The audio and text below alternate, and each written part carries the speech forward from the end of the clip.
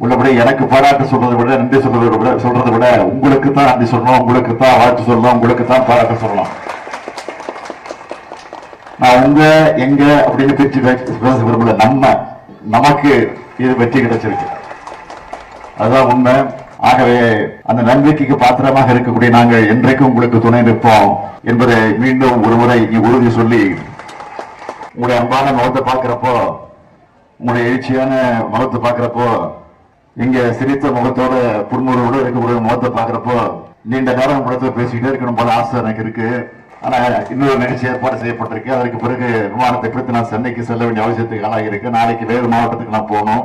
அதனால நீண்ட நேரம் இவங்க உள்ளத்துல நின்று பேச முடியாது. அதுக்காக வேண்டிய வருத்தத்தை தெரிவிச்சுக்கிட்டு மீண்டும் ஒரு முறை உங்களை எல்லாம் சந்திக்க வருவோம். இன்னும் 1 வருஷத்துல தேர்தல் வரப்போகுது, அது உங்களுக்கு தெரியும். அந்த தேர்தலில் நீங்கள் எல்லாம் என்ன முடிவோடு இருக்கீங்க அதுவும் எனக்கு தெரியும்.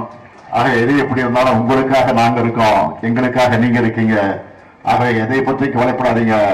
இது கலைஞர் அவர்களால் உருவாக்கப்பட்ட ஆட்சி, அண்ணா அவர்களால் உருவாக்கப்பட்ட ஆட்சி, தந்தை பெரியார் அவர்கள் வழியோடு நடக்கக்கூடிய ஆட்சி, திராவிட மாடல் ஆட்சி.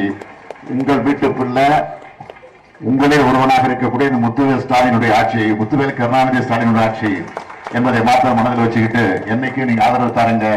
உங்களுக்கு பக்கபலமாக என்றைக்கு இருப்போம் என்று கூறி நன்றி கூறி விடைபெறுகிறேன்.